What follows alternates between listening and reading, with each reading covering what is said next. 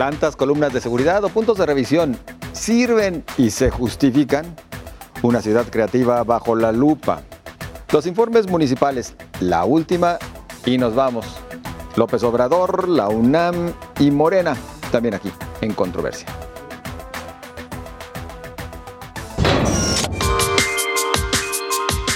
Como una medida desesperada ante la ineficacia para contener el crimen, el gobierno de Jalisco y los municipios desempolvan las volantas, usadas en administraciones priistas y panistas sin pena ni gloria.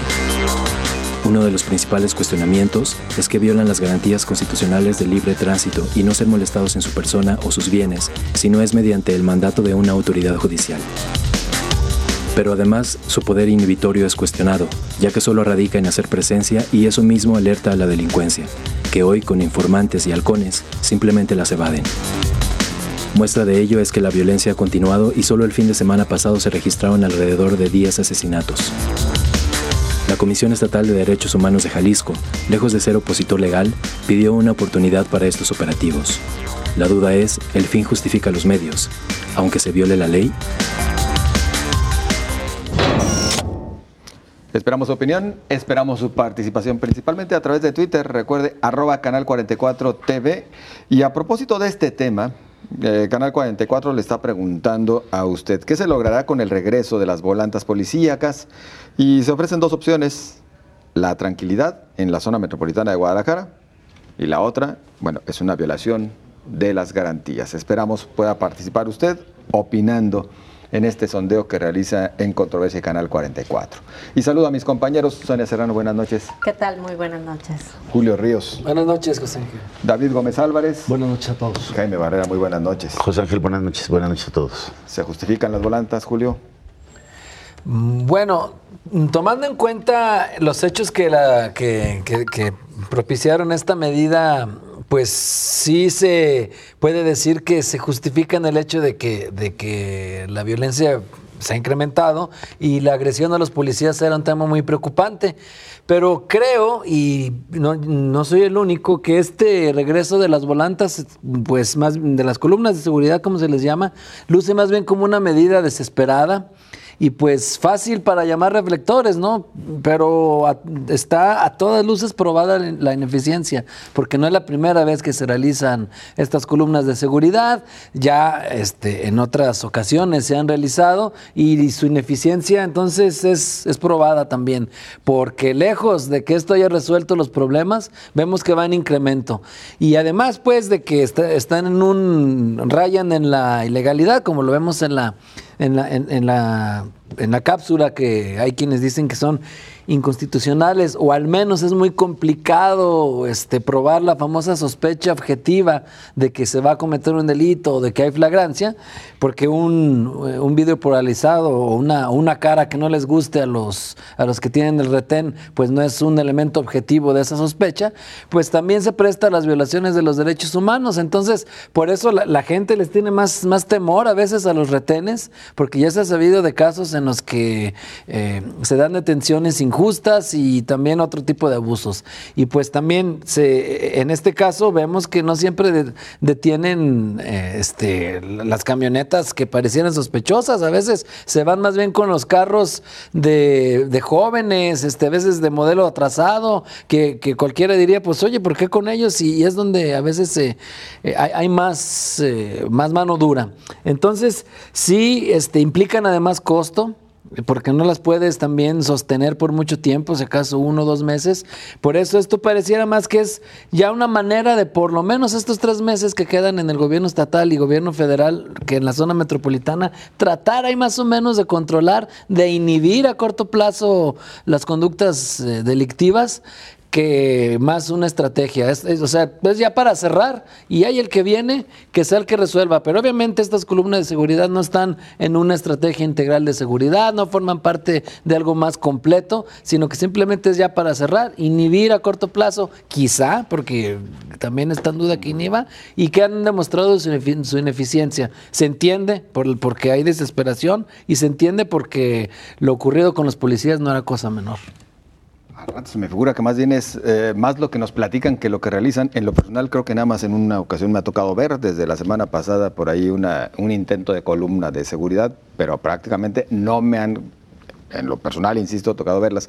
Y justo hace una semana, Sonia, hablábamos a propósito del asesinato de 6 policías, 4 de Guadalajara, 2 de Zapopan, acerca de que urgía se emprendieran acciones.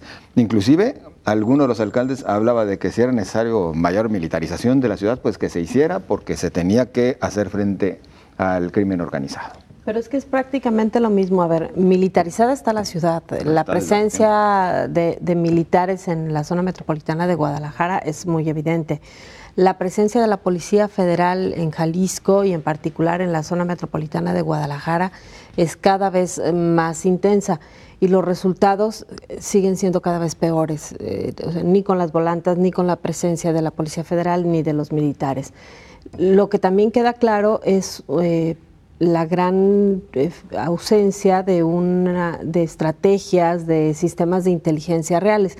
Mientras los sistemas de inteligencia que se pusieron en marcha se utilizaron o se han utilizado para cuestiones políticas, creo que tampoco podemos esperar demasiado desde ese punto de vista. Cuando ves cualquier carpeta de investigación, la forma en que se desahoga y se le da seguimiento, el caso, por ejemplo, que hoy documenta, creo que es el periódico Moral, de un chico que había desaparecido hace 8 meses y lo tenían durante 8 meses ahí en el CEMEFO y apenas ahora se dan cuenta que los datos coinciden con una persona que había sido reportada como desaparecida, pues eso te habla de la gran ineficiencia que hay de las autoridades. El tema de los autos robados, que es el que involucra a uno de estos casos que mencionas, que es el de los policías de Zapopan, quienes hemos sufrido en nuestras familias el robo de un vehículo, y sabes ya cómo funciona. Creo que me parece que si tú te das cuenta y las autoridades no lo hacen, pues es bastante absurdo.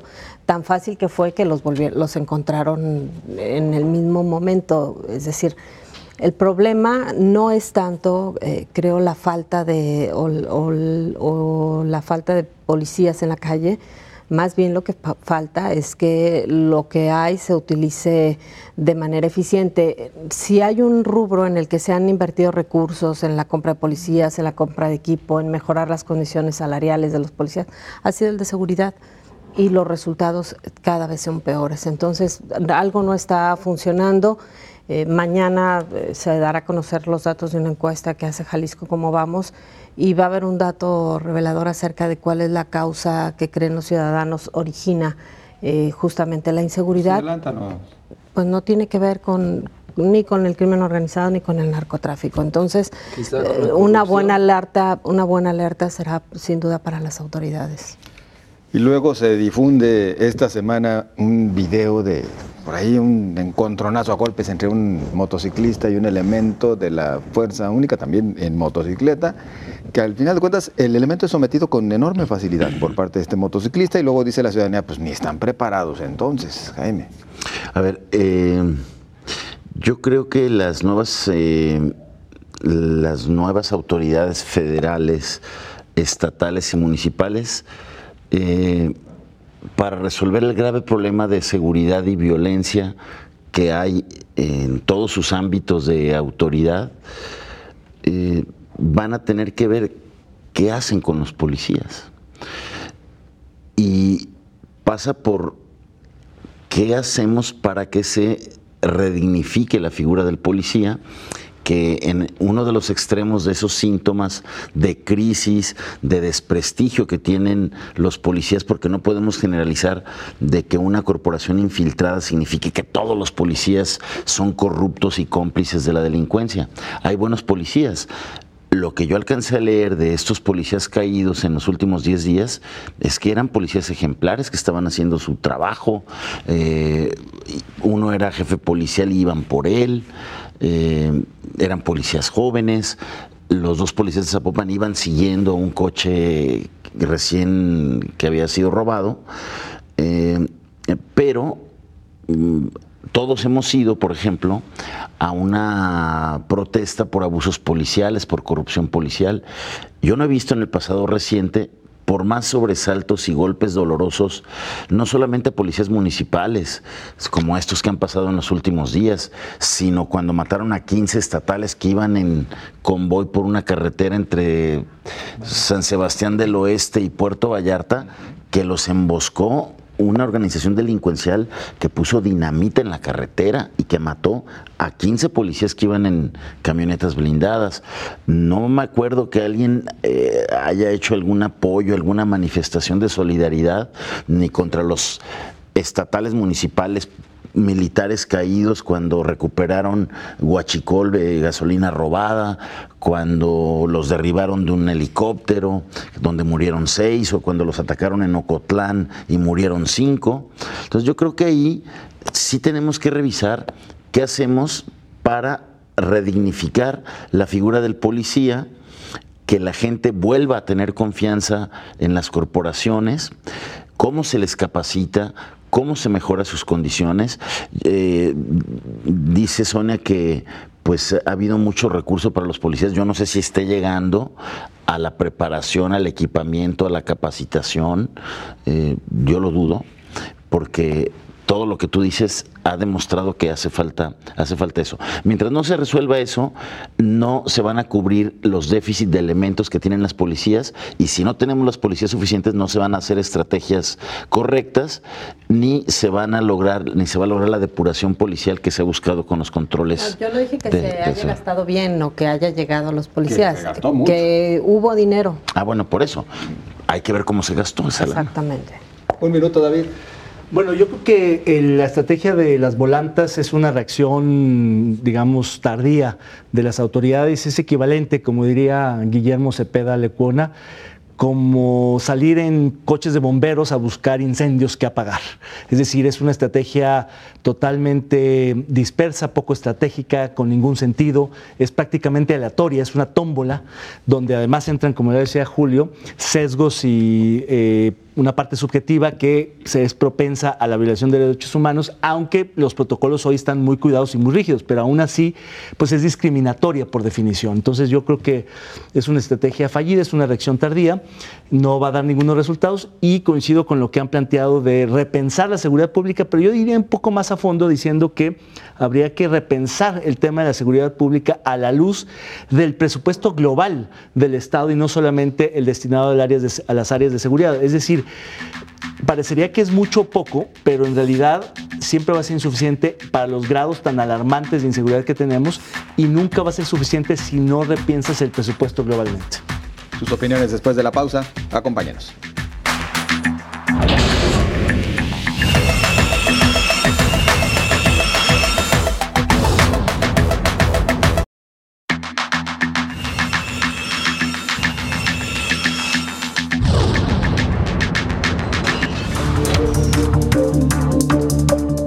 Calificado ya como uno de los más sonados fracasos de la administración actual del gobierno del Estado y del anterior, la ciudad creativa digital embona perfecto con el dicho: lo que mal comienza, mal acaba. Su tortuoso paso por donde hubo una mezcla de vivienda y comercio deja en duda que se vaya a concretar. Opacidad en la adjudicación de las obras, retraso en las mismas, la aparición de empresas fantasmas, la equivocada decisión de priorizar lo inmobiliario sobre el estímulo a las empresas, confirman que no es ciudad menos creativa y mucho menos digital. El gobernador electo Enrique Alfaro ya anunció que su llegada, cuando el proyecto cumpla ya 9 años, será auditado.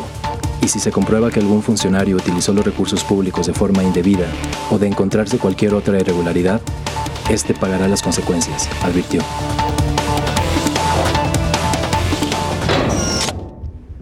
Y entramos en unos instantes de lleno a este tema, antes agradeciendo por supuesto su participación tanto en el sondeo como por sus comentarios a propósito de las volantas. ¿Qué se logrará con el regreso de las volantas policíacas?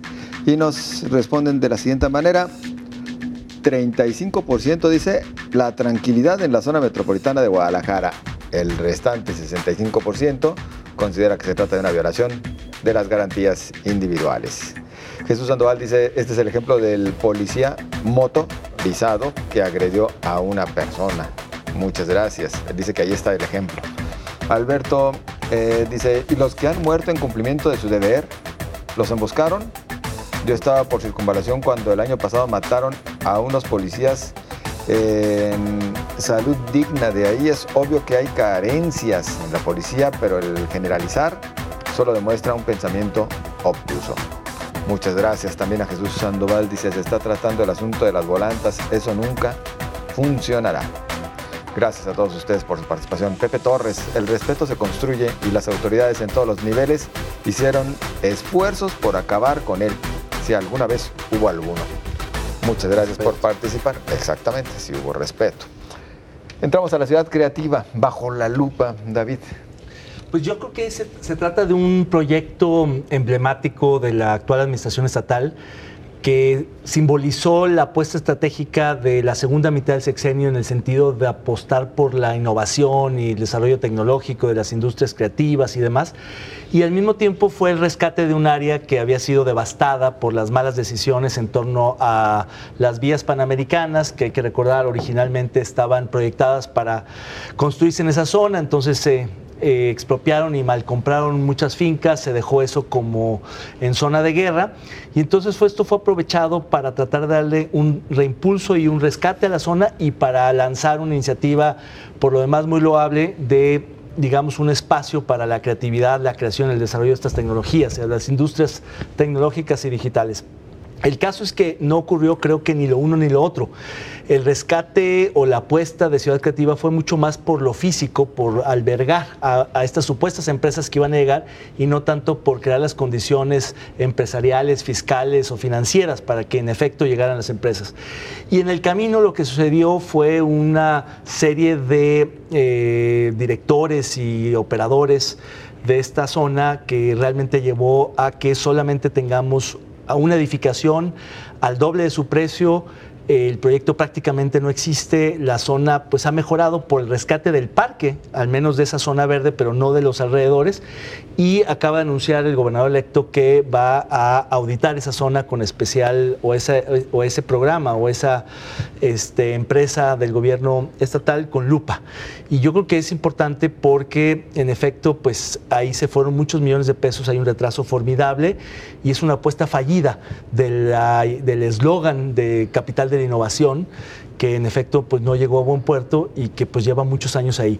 Yo creo que uno de sus directivos, que es Julio Acevedo, es alguien correcto, alguien que conoce el sector, pero alguien que está maniatado de manos porque en estos diseños extraños. Pero también está en las irregularidades. ¿También está? Él aparece en las observaciones con sus viajes, por ejemplo. Ah, bueno, puede ser. No meto las manos al fuego por nadie, pero en efecto yo creo que él llega tarde a este tema, pero hay otros que... A tiempo para viajar. A tiempo para viajar, pero a destiempo para corregir y a destiempo para terminar realmente las cosas y entregar algo mínimamente, digamos, habitable, viable o que pudiera tener algún tipo de impacto en esta apuesta para la que se hizo tanta alaraca, porque yo recuerdo que en algún momento de 2013 se presentó aquello en unas maquetas y renders, en un evento dispendioso y ostentoso y pretencioso, donde iba a haber un hub casi como del Silicon Valley o de Copenhague, y hoy vas ahí y pues no hay prácticamente nada.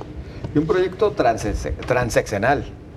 Viene desde la anterior administración y según Calderón, eso se le iban a proteger sobremanera para que ni se politizara ni se extraviara en el camino. ¿Qué pasó, Sonia? A ver, lo que quienes estuvieron al frente del proyecto señalan es que era el proyecto de Felipe Calderón y nunca fue proyecto de Enrique Peña Nieto, que cuando un presidente le apuesta a un proyecto grande en un estado, tiene que darle seguimiento. En el caso de Enrique Peña Nieto, su proyecto es la línea 3 de tren ligero, es evidente. ¿Y seguimiento regular? No hubo ni un peso ni apoyo esencial hacia Ciudad Creativa. De parte de Peña. A esto se suma la forma en que se maneja, como muchos otros proyectos, de manera discrecional y con un grupito de amigos, el tema de Ciudad Creativa Digital.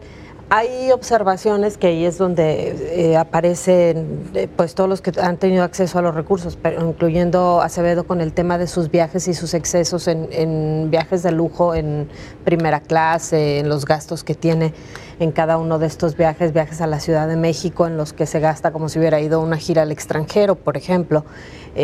Está también las observaciones que le han hecho la Contraloría, las observaciones que le ha hecho la Auditoría Superior del Estado de Jalisco y las que le ha hecho la Auditoría Superior de la Federación. Y cosas tan absurdas, por ejemplo, un terreno que les invadieron y que luego tuvieron que pagar varios millones de pesos a un abogado para que los defendiera y les recuperara el terreno, pero luego resulta que el invasor del terreno tiene algo que ver por ahí también con la gente del fideicomiso. Luego, los fideicomisos que se crean, porque hay un manejo general a través de quien está al frente de Ciudad Creativa Digital, pero luego se crea un fideicomiso que se llama, si mal no recuerdo, Ciudad Creativa GDL, algo así, y que es a través del cual se saca el dinero y se hace una triangulación, se contratan a personas que forman parte de la nómina de Ciudad Creativa, pero luego también cobran como asesores y además cuando dejan de trabajar para Ciudad Creativa renuncian y se les indemniza con un montón de dinero, que es otra de las observaciones. Es decir, todo el dinero importante de Ciudad Creativa se ha ido en el pago a este grupito de amigos que estuvieron manejando el dinero. A esto se suma pues el retraso en las obras, el que solamente un edificio de todo este gran proyecto, que son un montón de manzanas, va a alcanzar a terminarse, que las intervenciones que tendrían que haberse dado en el entorno nunca existieron, es decir, la zona del Parque Morelos sigue siendo una zona insegura, una zona de calles deterioradas, una zona que no tiene todos los servicios. Acaba de concluir apenas la intervención que se hizo en el Parque Morelos. Quizá lo único hasta el momento que podríamos destacar es el uso que se le dio a la escuela Basilio Vadillo para potenciarla y que le pudiera dar albergue a los niños que tienen un coeficiente intelectual alto y que estaban teniendo problemas para desarrollarse en sus respectivas escuelas. Fuera de ahí, yo no creo que haya avanzado nada en Ciudad Creativa. Jaime. Son magros los resultados que se tienen. Son 2 edificios, en vez de los 3 que se habían planteado, ya terminados, pero con todos estos cuestionamientos de opacidad y manejos irregulares a los que ya hacía referencia Sonia. Yo lo que diría es que Acevedo, con toda su experiencia, trató de llegar, tuvo el detalle de no cobrar sueldo. No cobra sueldo a Acevedo, pero bueno, pues si otro lo repuso y si lo repone con los viejos. No pido que me des, nomás ponme donde hay. O sea, ojalá no se capitalice y se compruebe eso, sería gravísimo. Pero bueno, yo sí creo que estamos muy, muy lejos de donde se pensaba que estaríamos a 10 años de ese proyecto, que lo festejamos muchísimo en Jalisco y en Guadalajara, cuando Emilio González Márquez lo anunció por allá en el 2007, no, 2006, 2005, lo anunció como en el 2005, a ver, ¿no? No, 2005 no había entrado todavía. Como en 2008 lo anuncia, sí, que habían competido por ese proyecto como 11 ciudades del país, y bueno, pues que era todo un logro haber hecho que el MIT haya visto en Guadalajara a la ciudad con mayores condiciones para desarrollar una ciudad creativa digital, que los que la planteaban... Fue enero de 2012 cuando lo anunció Felipe Calderón. En 2012, que sería en Guadalajara, ya casi al final de la administración de Emilio González Márquez. Acuérdense, dijeron que le iban a cambiar el rostro a todo ese cuadro, a todo ese polígono del centro que rodeaba el Cabañas, que se iban a generar miles de empleos, que iban a venir miles de millones en inversión extranjera, y la verdad es que eso no se ha cumplido y estamos lejos de estar en ello. Se festejó en algún momento dado que hubo que se superó la transición electoral de un gobierno federal panista a uno priista, ¿no? Tanto al de Calderón y Emilio a Peña y Aristóteles, pero desde el gobierno estatal no pudieron hacer partícipe al gobierno federal en el proyecto, y pues faltó habilidad para darle velocidad, y pues es un proyecto que no termina de dibujarse, de verse claro, ¿no? Pese a esos 2 edificios que ya están ahí, algunas escuelas para niños superdotados, un edificio que ya tiene empresas creativas ahí trabajando, pero desde luego pues no es nada lo que se tenía pensado en 10 años lograr, ¿no? Porque si vemos otras ciudades creativas como la que hay en Dublín, en Irlanda, tengo entendido, pues esa se armó más o menos en 15 y empezó forma, ¿no? Entonces creo que falta muchísimo, pero ojalá le echen ganas y lo sigan quienes lleguen.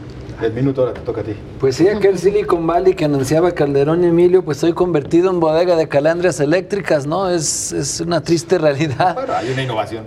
Sí, es la innovación. Caballos, esa es la innovación de caballos. Sí, no, recuerdo que hasta en alguna rueda de prensa Jaime Reyes Robles le decía a los reporteros, porque se va a trabajar con nanotecnología y se van a hacer proyectos hasta con textiles, ya no se van a tener que preocupar por el color de la ropa, todo eso nunca ocurrió. Bueno, y más bien lo de la ciudad creativa se convirtió en un catálogo, de acuerdo a lo que han documentado pues estas investigaciones periodísticas, tanto de la compañera admirada periodista Sonia Serrano de 44 Lab, de todos los que han estado publicando este asunto, pues que es un catálogo de marrullerías, ¿no? Opacidad, sobreprecios, empresas fantasmas, licitaciones que se lanzan en Navidad y se resuelven en Año Nuevo. Y bueno, si la Fiscalía Anticorrupción, que requiere de una dosis de credibilidad porque va arrancando, quiere dar un golpe de autoridad, ahí tiene dónde. No, pues el fiscal anticorrupción. Tiene la Mater, tiene todo. Sí, claro, tiene varios. Pero ahí está muy bien armada la demanda que presentó en este caso. La presentó Augusto Valencia, y también quienes tienen una oportunidad también histórica es la próxima legislatura, porque hay que recordar que también patearon ahí el bote de este informe de la auditoría, donde hay varias observaciones. Tenemos que irnos a la pausa, continuamos.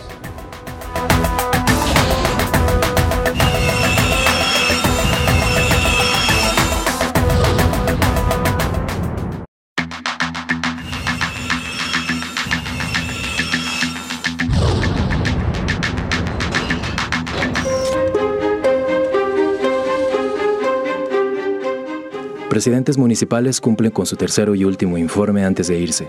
Tienen hasta el 15 de septiembre. Especialistas y ciudadanos los consideran inútiles, incluso porque muchos de estos alcaldes han conseguido la reelección. Entonces, ¿por qué gastar en actos protocolarios? Algunos presidentes municipales han hecho de este día lo que ya se creía cosa del pasado. Un acto de lucidez personal, o en el caso de los reelectos, una pasarela o besamanos. La experiencia de quienes han asistido a ellos es que son sosos, impersonales y desangelados. El gobernador de Jalisco envió representante a los primeros 3 de la zona metropolitana y al menos en ellos las caras de los asistentes están cargadas de preocupación por su futuro laboral. A muchos se les notó que asistieron a la fuerza y los demás quizá fueron invitados como parte de la escenografía. Sosos, impersonales y desangelados, nos dicen en la cápsula, y con bastante de razón. Antes, sus comentarios a propósito del tema de la ciudad creativa. Gracias a ustedes por su participación. Enrique Alfaro, como próximo gobernador de Jalisco, logrará transparentar el proyecto de ciudad creativa digital. Yo agregaría, y lo podrá llevar a buen puerto. Bueno, quien se firma como Cuba, dice ese Alfaro, todo lo que se propone para el bolsillo lo logra. Muchas gracias por su participación. Jesús Sandoval dice no, porque su negocio es la construcción y en esas andan por ese rumbo departamentos y comercios. Muchas gracias. También a Marilyn Pérez Pons dice lo dudo. Muchas gracias a todos ustedes. Le invitamos ahora a opinar a propósito de este tema, el de los informes, y yo agregaría, porque la verdad es que de los informes creo que hay muy poco por hablar, Sonia. Pero hoy Canal 44 ha lanzado a través de sus informativos la pregunta de ¿cuál fue el mejor alcalde? Creo que también cabe en este bloque platicar. Realmente podríamos hablar de quién fue el mejor alcalde o cuál la mejor administración en la zona metropolitana. No, es muy complicado. Habrá algunos rubros en los que les fue bien y otros en los que les fue mal. Y además las consultas estas en redes ya nos hemos dado cuenta que pues polarizan un montón. Hay quien, exacto, por ejemplo, hay mucho movimiento en torno a María Elena Limón, desde los que dicen que ha sido la peor alcaldesa que que ha habido en la historia y quienes dicen que está muy cerca de la gente y que hizo buen trabajo y que por eso la reeligieron. Sí. Pero bueno, en general, lo primero es que el hecho de que los hicieran austeros no significaba que los hicieran tan cortos de información. Se agradece que no sea el recuento de foquitos colocados como otras veces, pero me tocó estar, he visto las notas y me tocó estar hoy en el del presidente municipal de interino de Guadalajara. Cero reconocimiento de las cosas que están mal, o sea, es más, omitió el tema de la seguridad. Me parece increíble que en el momento en que está viviendo la zona metropolitana de Guadalajara, y Guadalajara, por supuesto, entre los municipios que están sufriendo de quizá la crisis más compleja en muchísimos años, no le dé ni para una línea, aunque sea para decir tenemos un grave problema y no hemos sabido cómo resolverlo o estamos tratando de resolver algo. Omitió por completo la crisis de inseguridad y lo demás fue, en términos generales, lo que ellos aseguran ha sido el replanteamiento de la forma de gobernar que pues no, a mí todavía me sigue sin quedar muy claro. Es cierto, a lo mejor lo que les podríamos reconocer y sobre todo en el caso de Guadalajara es una mucho mayor inversión. Es un municipio que trae obra prácticamente en todas las zonas. Están en un proceso de repavimentación en el oriente de la ciudad muy, muy intenso. Todo esto, pues sí, podría considerarse, pero igual que ha pasado con otras administraciones, obras que terminan, que se alargan muchísimo, que terminan con muchos defectos, que no se socializaron. Y destaca otras cuestiones, por ejemplo, el tema de las luminarias, el cambio de luminarias, que me parece que también va a ser uno de los grandes problemas ante cualquier detalle, como todos los que conocen del tema del cambio de luminarias a LED lo habían vaticinado. Cualquier problemita que hay en la ciudad nos deja oscuras y lo único que vamos a tener es municipios constantemente a oscuras y endeudados. Y el tema pues también de las inundaciones y de muchos otros problemas que han enfrentado no apareció ahí en los informes, ¿no? ¿Será que ya caducó esta figura de los informes? La verdad, el modelo está caduco completamente. A no tiempo. hay ninguna interpelación, nadie que pueda decir lo que está planteando son decir, oye, espérame, y la bronca de seguridad, ¿qué hacemos con ella, no? Hubo por ahí un toque de color con unas... Con la regidora Ángeles, que parece además que el partido ya la cayó. Yo no sé por qué nomás la dejaron sacar las pancartas. Bueno, fue un... Pero ya no la dejan ni que se mueva. Y creo que sí es de ahí lo insaboro de los informes. Y también porque creo que fue un trienio de cierre de administración estatal o de sexenio, donde no se notó esta llegada de la fuerza emergente que dominó, que ganó la mayoría de los municipios en el 2015. Y los que se quedaron de las otras fuerzas políticas, creo que no hay un solo caso de un gobierno municipal que digas tú, oye, pues logró esto interesante o... hay una nueva gobernanza, una nueva relación entre gobernados y gobernantes. Creo que eso está lejos de suceder y creo que eso lo tienen que tomar en cuenta los nuevos alcaldes que llegan para replantear esta relación. Por ejemplo, en estas administraciones, en este trienio que cierra, nada se hizo para eficientar el trabajo de los municipios. Si vemos la historia en la última década del comportamiento de las burocracias municipales, han crecido enormemente. Hay una encuesta de administraciones municipales del INEGI que menciona cómo Jalisco está en el top 10 de los municipios con mayores despilfarros en nómina, en oficinas municipales, en dependencias municipales, que en esta señal que da el electorado el 1 de octubre, sí tiene que tomar en cuenta los municipios que llegan de qué hacer para reducir esos gastos. La nómina, por esos números, en 10 años aumentamos como 60,000 el número de empleados municipales, si sumas todas las nóminas municipales, es decir, es un ascenso de administración y de gastos y de nómina, sin que eso se refleje en los servicios municipales de calidad a los ciudadanos. Y con la paradoja de que cada vez más los servicios que está obligados a dar el ayuntamiento los concesionan empresas, como el tema de las luminarias, como el tema del mantenimiento de las áreas verdes, como el tema de la recolección de basura. A ver, entonces, ¿dónde está la obligación y el ser esencial de los ayuntamientos? Está muy padre que hoy los alcaldes digan que no quieren ser ponefocos y esas cosas, pero bueno, que mínimo cumplan con eso y ya todo lo demás que sea ganancia. Pero hoy en los informes vemos que no están cumpliendo ni siquiera en lo básico, ni en la manera de eficientar ayuntamientos, ni en la manera de acabar con despilfarros. 4 minutos repartidos entre ambos. Mínimo que se les ocurra una glosa ciudadana, algo como lo que se le ocurrió a alguien por ahí, ¿no? Pues yo creo que sí urge que el modelo de rendición de cuentas, porque al final hay que entender que el informe de gobierno es un mecanismo, una modalidad de la rendición de cuentas y que no puede agotarse en un día y mucho menos en un formato rígido, unilateral y retórico.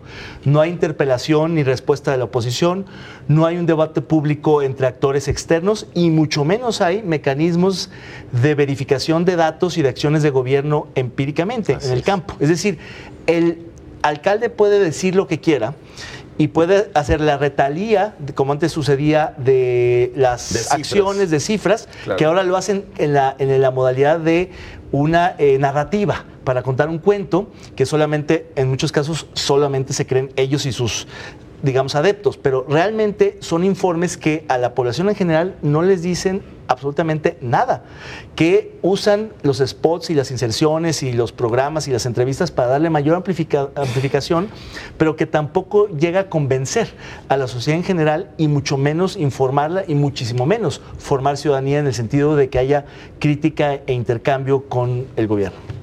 Pero ahora son los número 1 en transparencia los municipios, entonces pues, en cualquier momento puedes acceder a esa información. Han salido bien para evaluados, decirnos, ¿no? Por del colectivo Simtra y también en las evaluaciones que hace el ITEI. Eso es otra modalidad de la rendición de cuentas, o sea, como bien decía David, pero son mucho más interesantes esquemas como por ejemplo el de alcalde Cómo Vamos, que lo rechazaron sistemáticamente los presidentes municipales. Claro. Hasta hubo varias polémicas en este trienio, pero sí desangelados totalmente estos informes, y de por sí decíamos hace semanas que el de la presidencia de la República estaba obsoleto. Esto pues mucho más, ¿no? Esto es de párvulos lo que vimos hoy, y eso en la zona metropolitana. Imagínense en las ciudades medias y en las ciudades con menos habitantes o con menos recursos, ahí son ejercicios todavía más opacos. Entonces sí, es este tipo de esquemas deben de cambiar. Ya pasó, ya son de la era de las cavernas, ni siquiera del siglo XIX. Bueno, pues vamos a los comentarios de ustedes antes de irnos a la pausa. Muchas gracias de antemano y les damos lectura en este instante. Entonces, los tenemos. ¿Qué tan útiles o inútiles son los informes de labores de los presidentes municipales en Jalisco? En todo México, seguramente. Manuel Vargas dice: me parecen inútiles, ya que no los exponen a la ciudadanía, así como tampoco dicen la verdad sobre mejoras en el municipio, y mucho menos es permitido buscar información de lo invertido en esas obras. Y algo más, nunca dirán las negociaciones que tienen con los empresarios inmobiliarios. Muchas gracias, Manuel. Luis Rivero: útiles si de base tuvieran un plan de trabajo con fechas, compromiso y una auditoría que valide presencialmente los trabajos realizados, siendo base de las sanciones que se les deben de cobrar a sus partidos por la falta de cumplimiento, restando el importe al siguiente presupuesto. Gracias, Luis. Ya nos sugiere inclusive otra modalidad. Con esto vamos a la pausa.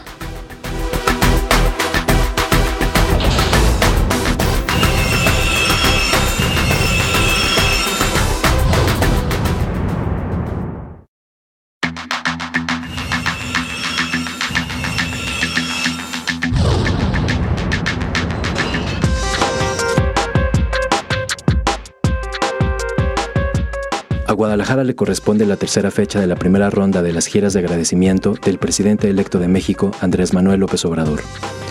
Estará aquí el 18 de septiembre y ya hay gran expectativa sobre con quién se sentará AMLO a dialogar.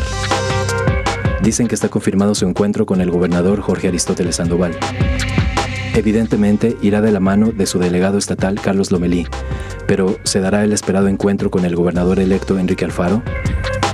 Todavía no rinde protesta como presidente, pero ya enfrenta serios cuestionamientos y problemas.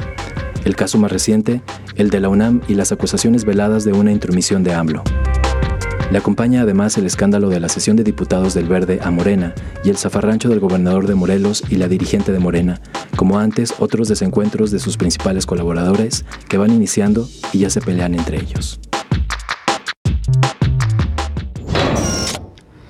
Poco tiempo el que nos queda y mucho por hablar, porque la verdad es que bastante está ocurriendo en torno al presidente electo, en torno al Congreso y sus decisiones. Jaime.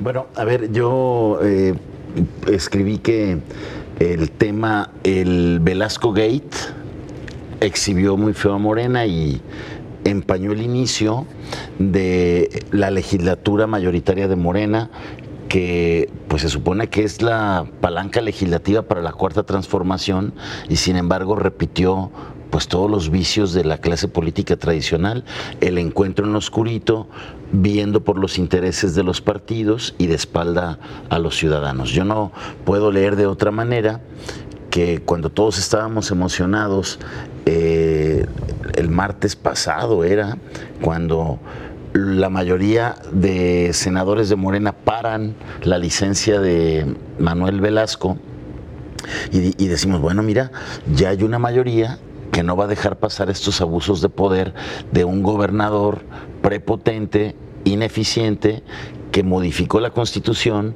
para dejar la gubernatura, ir a tomar posesión como senador y regresar como gobernador-senador, algo insólito en la vida política de México y que viola todos los preceptos constitucionales federales pese a la Constitución a modo que se hizo en Chiapas. Bueno, cuando es algo muy común, cuando estábamos todos contentos porque eso lo iban a parar, pues bastó una llamada, seguramente avalada por AMLO, donde pues los senadores les dieron línea, cambiaron la votación, volvieron a votar y pues ahora hay un gobernador senador en Chiapas que recibió a Andrés Manuel el fin de semana para llevarlo a ver por dónde va a ser la ruta del Tren Maya. Entonces, bueno, eso creo que aboya este discurso de cambio de Andrés Manuel López Obrador, al que vamos a ver aquí el martes, y al que habrá que poner atención a ver qué dice. Habrá que ver si no nomás viene al meeting que va a haber ahí en la Plaza de la República, creo, en la tarde. La marcha del agradecimiento. Al agradecimiento, o si se da chance de ver al gobernador, o si se reúne con el gobernador electo.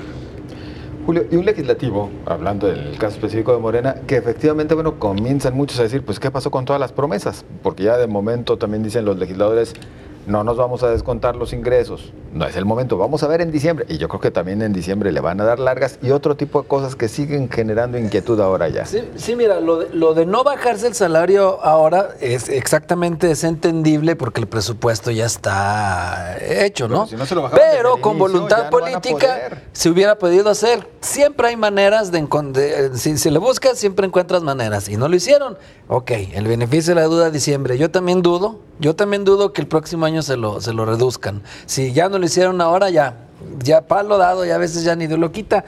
Y bueno, esto de la mayoría legislativa, hay quienes se desgarran las vestiduras diciendo que es que no hay contrapeso del legislativo. Hay que recordar también eso de que los famosos contrapesos, antes más bien para lo que sirvieron, sobre todo en tiempos de Fox y Calderón, fue para obstaculizar sistemáticamente lo que el presidente proponía.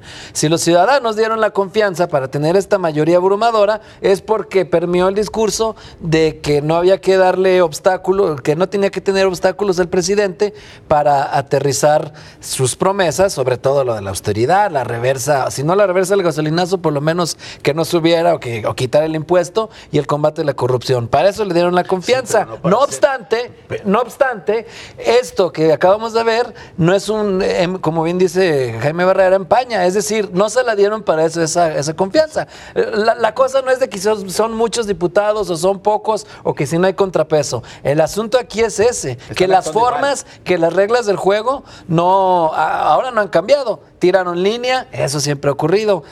Intercambiaron piezas, negociaron en la mesa políticamente para pasarle unos diputados del Verde, que es el partido ultrapragmático y el más desacreditado en este sistema de partidos, y con ellos lo hacen. Entonces, si esa falta de contrapeso a futuro o a corto plazo se aterrizara en esos cambios, pues entonces no habría problema. Pero con este inicio, pues sí deja mucho que desear. Claro. Son las dudas que se generan. Palabras más, palabras menos, Sonia, tú siempre nos has dicho, yo no sé por qué esperan algo distinto si son políticos, si son de los mismos. Los acuerdos que hemos visto en el Congreso de la Unión son los mismos que se dan siempre entre la clase política. Creo que en lo único que podemos tener alguna esperanza de que cambie es en los temas de fondo y en los que se comprometió Andrés Manuel López Obrador. Yo hace unos días escuchaba una entrevista que hicieron aquí en Radio Universidad con un académico sudamericano que decía, el tema en estos casos, cuando se da un cambio tan radical como el que vivió México, no es el gobernante, es decir, no debemos esperar nada de Andrés Manuel López Obrador, que no es más que un político más. El tema es qué va a hacer quien votó por él para exigir que la expectativa, porque además es una masa que no es uniforme, que votó por Andrés Manuel López Obrador porque enfrenta una serie de problemas muy diferentes en nuestro país y que estaba harta de un montón de cosas diferentes. Es decir, no todos están a la espera de lo mismo. Está el tema de los despojos, está el tema de la gasolina, está el tema de la canasta básica, está el tema de las desapariciones, de la violencia. Es decir, es un México con tantos problemas que las expectativas que hay son muy variadas. Yo no creo que a estos ciudadanos que votaron les interese si regresa o no regresa el gobernador de Chiapas, que supongo que tendrá muchas cosas extrañas que concluir y que por eso se va. Pero, por ejemplo, un tema como el de hoy, en donde se suspende la evaluación de los maestros, que es uno de los grandes compromisos que hizo durante la campaña, que volvemos a lo mismo, habrá quienes estén de acuerdo, habrá quienes digan que con esto... si es bueno o malo. Exactamente. Pero bueno, por lo menos en los temas de fondo tendrán que empezarse a dar cambios, porque si no, ya el paro que se registró por los maestros, que tiene claro una dosis del conflicto interno que va a vivir el Sindicato Nacional de Trabajadores de la Educación por el conflicto entre el Bester Gordillo y el actual líder Juan Díaz, va a ser así, pero... creo que si no hubiera habido una medida como esta, empezaría a haber ya conflictos serios con, por ejemplo, uno de los sectores importantes que decidieron votar por él, que es el de los maestros. David. Bueno, yo creo que lo primero que hay que decir es que López Obrador, increíblemente, siendo todavía presidente electo, pues prácticamente ya gobierna como presidente en funciones. Eso, primero por su hiperactivismo, que pues está aprovechándolo muy bien a su favor, pero también por un vacío de poder del actual presidente y del gobierno saliente, que prácticamente le dejó la cancha libre a López Obrador. Y segundo, por supuesto, porque al entrar en vigor, al entrar en funciones, tanto la Cámara de Senadores como de Diputados, y hacerse efectiva no solo la mayoría, sino la mayoría absoluta que ya consiguieron a partir de una maniobra poco transparente, ética y proba, pues lograron ya el control de las cámaras, y en efecto, hoy se da una reforma muy importante, y así vamos a ver muchas iniciativas que le van a ir allanando el camino. Todavía es apenas un punto de acuerdo para detenerla. Es la derogación de la evaluación docente, pero que es el punto nodal de la reforma educativa, que eventualmente en unas semanas la echarán para atrás, porque además hay que reformar varias cosas más. Pero el punto es que en los siguientes meses vamos a ver cómo le allanan el camino, de tal suerte que López Obrador va a llegar al 1 de diciembre con un buen trecho andado y ya con un cierto, digamos, vuelito, con una inercia que le va a permitir arrancar con mucha fuerza, como de alguna manera también arrancó Peña, pero sin haberse adelantado tanto. Pero esto es un asunto completamente del vacío que se ha generado y que contrasta con otros gobernantes electos, como el caso de Alfaro, que ha sido más bien prudente, que si bien ha dado algunos visos de quererse empezar a mover, pues más bien ha prudentado y es otro estilo diferente de gobernar. Por eso también causa tanta expectativa la visita de López Obrador a Jalisco, y en Jalisco prácticamente solamente va a ser una visita de cortesía, digamos de agradecimiento, como le llama él, pero hay otras visitas a otros estados que han sido pues verdaderamente sacudidas muy importantes, como la del sureste, en donde prácticamente anuncia algo como si fuera presidente en funciones, cita a los gobernadores, anuncia el plan, sí, claro. Es decir, se adelanta muchísimo, y ya todo el mundo lo está, digamos, tratando como presidente en funciones, cuando todavía faltan por lo menos 3 meses. Vamos rapidísimo a la actualización del sondeo que realizó el Canal 44 y en controversia acerca de las volantas, porque me parece que también por lo menos debemos dedicar un par de minutos al caso de Cuauhtémoc Blanco y Jade Polemski. ¿Qué se logrará con el regreso de las volantas policíacas? El 34% considera que la tranquilidad en la zona metropolitana, el 66% lo considera violación a las garantías individuales. Muchas gracias. A ver, el caso Jade con Cuauhtémoc. Antes de pasar a ese... Tenemos 2 minutos. Ante esos dimes y diretes de Cuauhtémoc y Jade Cole, creo que es más importante plantear. Es muy fácil destruir, desarmar. El tema es cómo armas y cómo construyes. Yo quiero ver, que quite una evaluación que había causado descontento principalmente en los maestros del sureste. Pero, ¿cómo vamos a regresar a algo que se había logrado, que era evaluar a los maestros y que ya no llegaran y que lleguen por aptitud, por un asunto de herencia, de sindicato? A ver, creo que eso habrá que revisar qué les molestaba a los maestros de la evaluación. Pues que es un instrumento de venganza política, la evaluación. La evaluación entonces, es para a los incómodos, desde luego. Sí. ¿Qué elementos hay para decir que se usó, por ejemplo, en Jalisco como instrumento político? Claro que se ha usado, lo dicen los integrantes de la Asamblea Magisterial. Los integrantes de la Asamblea Magisterial, porque no quieren ser evaluados. ¿Por qué no quieren? No, lo que no quieren es que se desquiten con ellos a través de esta herramienta. Que ya la tumbaron, ¿cómo vamos a regresar a evaluar a los maestros? ¿O ya no los vamos a evaluar? Sí, ¿o cómo van a llegar? ¿A quién se le va a tener frente a las aulas? Sí, educando. Ese es el tema. Se le culpa al maestro injustamente de las deficiencias del sistema de educación, cuando lo que falta también son presupuestos, cuando los tienen en escuelas con techo de lámina. O sea, por favor. Oigan, creo que estamos obligados a tocar este tema la próxima semana casi. Sí. El de la evaluación y todo lo que tenga que ver con la reforma educativa. Todo el peso contra el maestro. No, tampoco es así. No, necesariamente. Bueno, lo evaluamos. Muchas gracias, compañeros, muy amables. Gracias, buenas noches. Buenas noches, pásela bien.